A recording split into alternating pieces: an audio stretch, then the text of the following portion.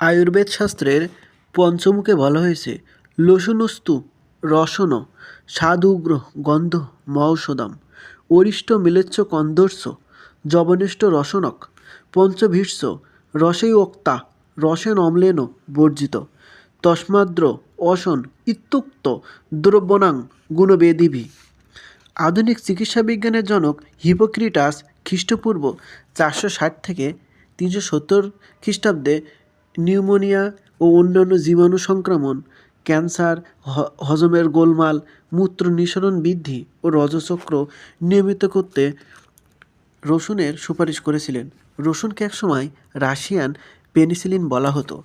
রসুনের বৈজ্ঞানিক নাম এলিয়াম সেটাইভাম।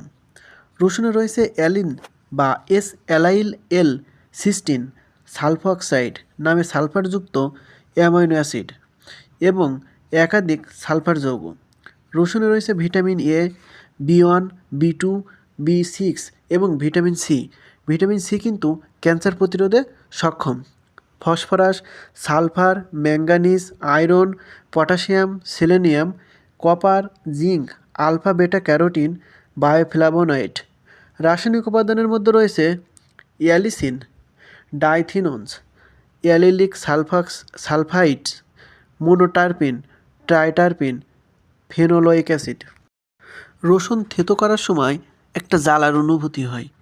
এই জ্বালার অনুভূতি সৃষ্টিকারী সালফোনিক অ্যাসিড তৈরি হয়, যা দ্রুত ভেঙে গিয়ে ব্যাকটেরিয়া নির্ধারণকারী অ্যালিসিনে পরিণত হয়। অ্যালিসিন ইহা খুব অস্থায়ী যৌগ, তাপে বিভিন্ন অর্গানোসালফার যৌগে পরিণত হয়। রসুনের যে গন্ধ আছে, তীব্র গন্ধ, এই গন্ধের জন্য অ্যালিসিনের সালফার অক্সাইডকে দায়ী করা হয়। অ্যালিসিন হলদেটে তৈলাক্ত তরল, জলে আংশিক দ্রবণীয় ও অ্যালকোহলে পুরোপুরি দ্রবণীয়। সংক্রামক জীবাণুদের আক্রমণের হাতিয়ার হল অ্যালকোহল ডিহাইড্রোনেস ও সিস্টিন প্রোটিনেস নামক উৎসেচক।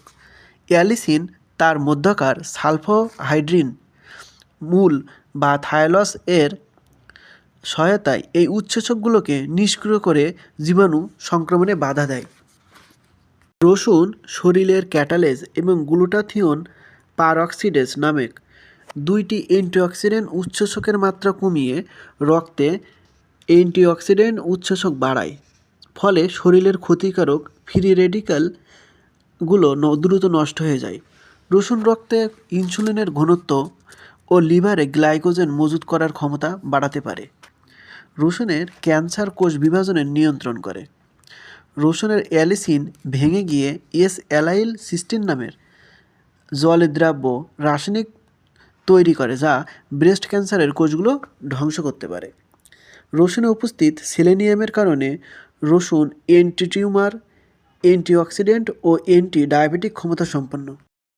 তো রসুনের ব্যবহার আমরা সবাই টুকটাক জানি, তো আমি কিছু বলি।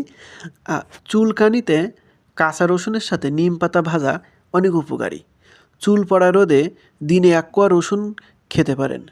উচ্চ রক্তচাপ নিয়ন্ত্রণে রসুনের ভূমিকা অপরিসীম। রসুন নিয়মিত রসুন খেলে কিডনি ও লিভার ভালো থাকে। যাদের বুক ধড়ফড় করে তারা দিনে অন্তত 1 কোয়া রসুন খেতে পারেন। তো বন্ধুরা, আজকে ছিল এতটুকুই।